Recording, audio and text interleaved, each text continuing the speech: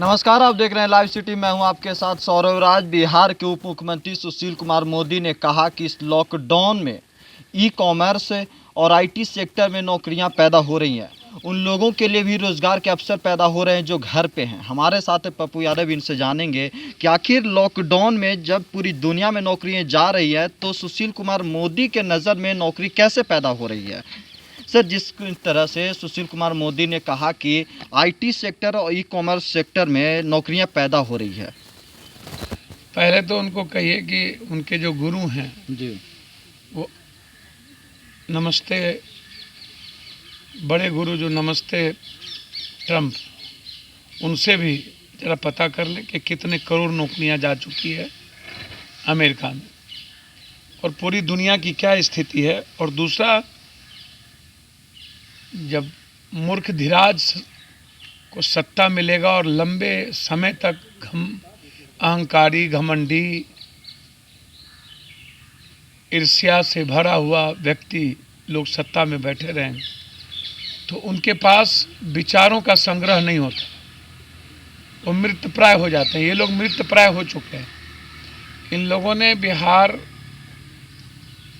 को नाश करने में कोई कसर बाकी नहीं रखी। मैं इन सुशील जी से पूछना चाहूँगा, पहले तो आप ये बताओ कि इस देश में जो 80, 81, 82% लोग हैं,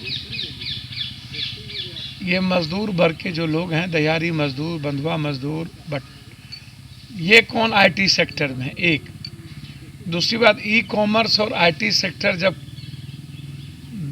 इकोनॉमी हमारी 1.342 से नीचे रहेगा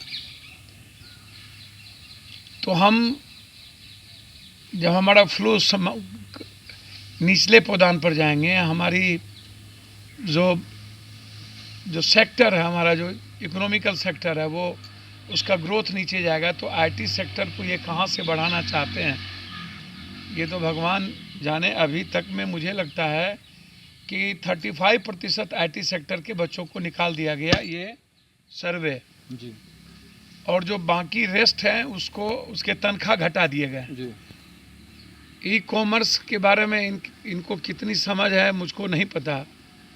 पहले तो इनकी ये समझ इनसे पूछ लेना चाहिए कि इस भारत में जब क्रय शक्ति कम होगी, परचेजिंग घटेगा, लोगों के पास खरीदने की क्षमता खत्म लगभग हो गई, रोजगार नहीं मिलेंगे, किसानों की स्थिति बदतर होगी, प्राइवेट सेक्टर से लगभग लोग, युवाओं की रोजगार समाप्त हो रहे हैं। जी, तो आप जरा सा हमको, देश को कौन सा ज्ञान ई कॉमर्स का दे रहे हैं, पहले तो ये सुशील मोदी जी बता दें। देखिए सुशील मोदी जी लोग वेंटिलेटर पर क्वारंटाइन हो चुके हैं। इन लोगों के पास,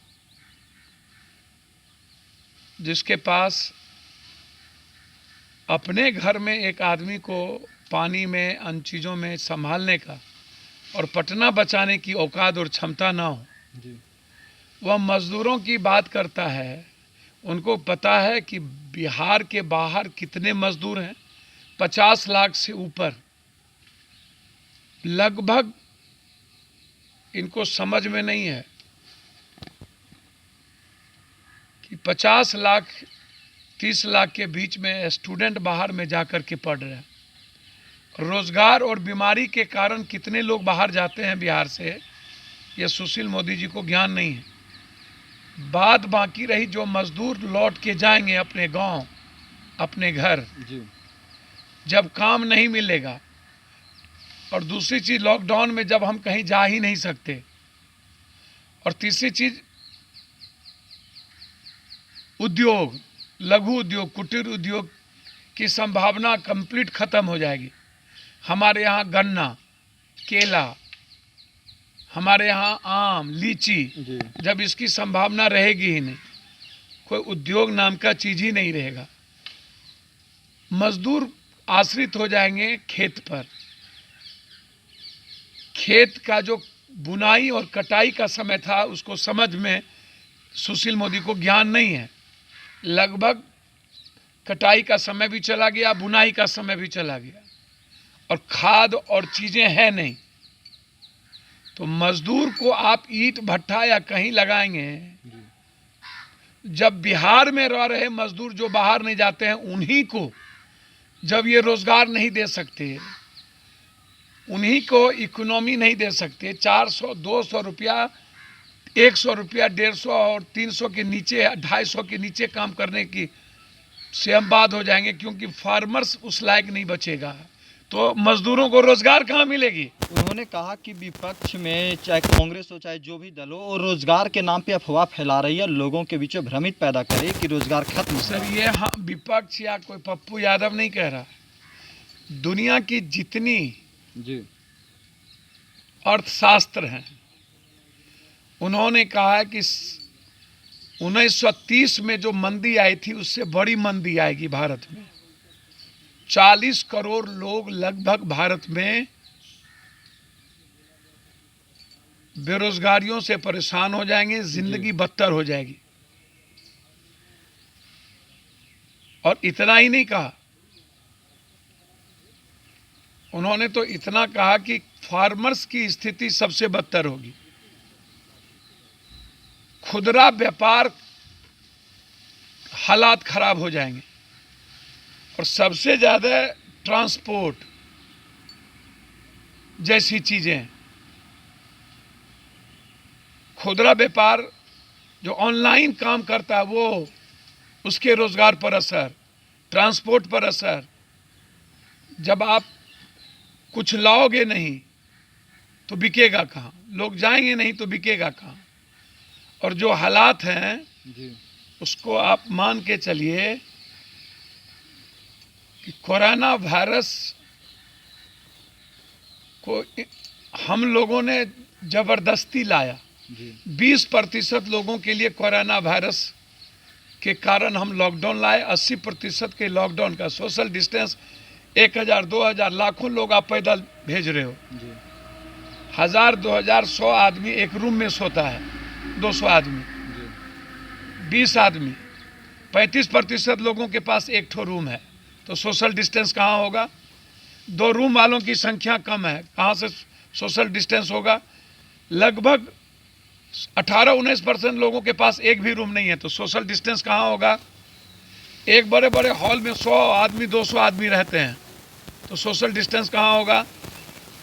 एक तो लेट से कोरोना लॉकडाउन, और उसके बाद सोशल डिस्टेंस के अलावे न तो जांच, न तो किट, जी न तो रोटी, न तो भूख से बचाना, तो ये पैसे जा कहाँ रहे हैं। एक लास्ट क्वेश्चन सर ये है कि सरकार लगातार कह रही है कि विपक्ष को सहयोग करना चाहिए, आज के समय राजनीति नहीं करनी चाहिए, लेकिन विपक्ष लगातार राजनीति कर रही है। या मुझे तो समझ में नहीं आता, कभी थाली पिटवाते हो, कभी थप्पड़ी पिटवाते हो, कभी पटाखा और बम छोड़वाते हो, आप सैनिटाइजर की बात नहीं करते हो। आप 1.25 महीना हो गया, आप युवाओं के रोजगार की बात क्या होगी, जी आप मजदूरों को खाना कैसे पहुंचाओगे।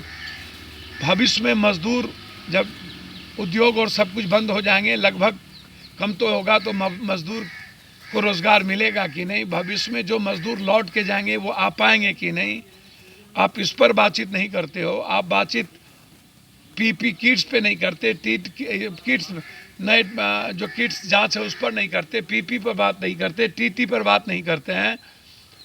आप बात किस पर करते हैं। राजनीति तो सत्ता पक्ष कर रही है ना लगातार। भाई आप जांच को बढ़ाओगे नहीं। जी बिहार में 15,000 2 पंचायत के लायक भी जांच नहीं बढ़ा हुआ 1.25 महीना में, और 1 महीना 15 दिन के बाद लॉकडाउन होने के बाद 18-19 जिलों में कोरोना वायरस कैसे पसर रहा है।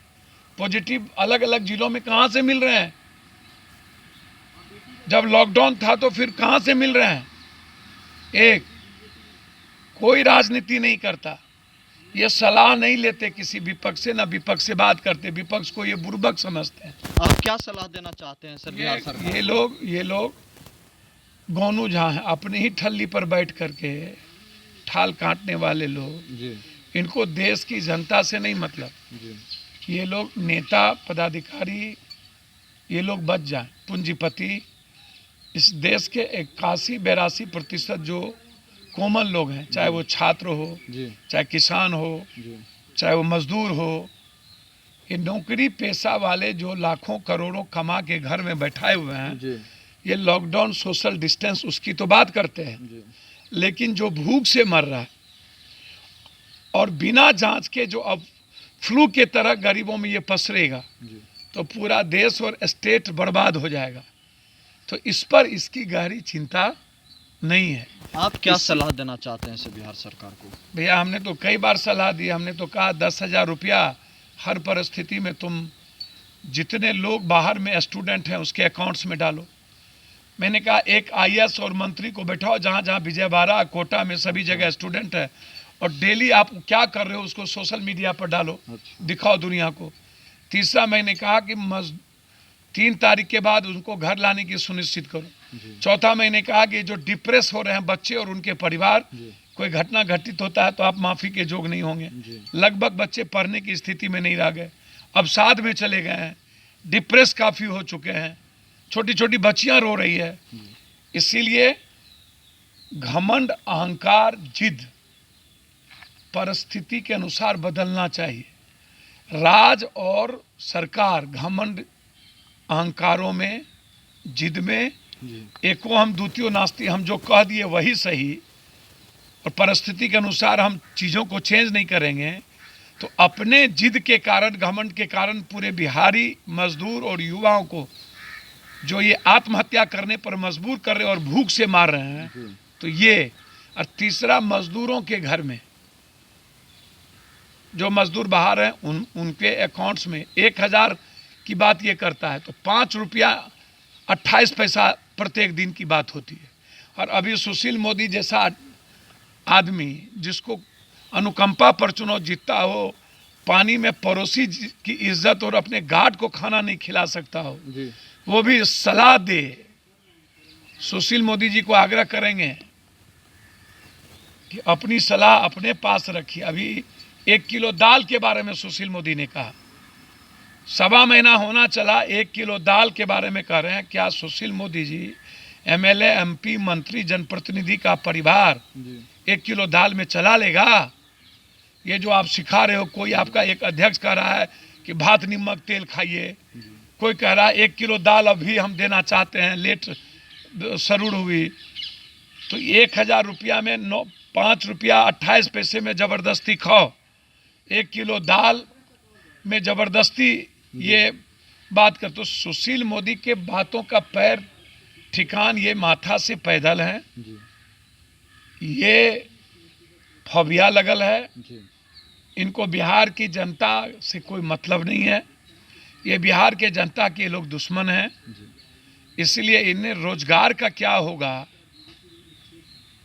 और किसानों का क्या होगा, ये इस बार बिहार की जनता ने कोरोना वायरस में छात्रों ने समझ लिया कि ये जनप्रतिनिधि और सत्ता और विपक्ष सिर्फ अपनी सियासत और सत्ता बचाने के लिए काम करती है, इन्हें बिहार की जनता से कोई मतलब नहीं। शुक्रिया सर।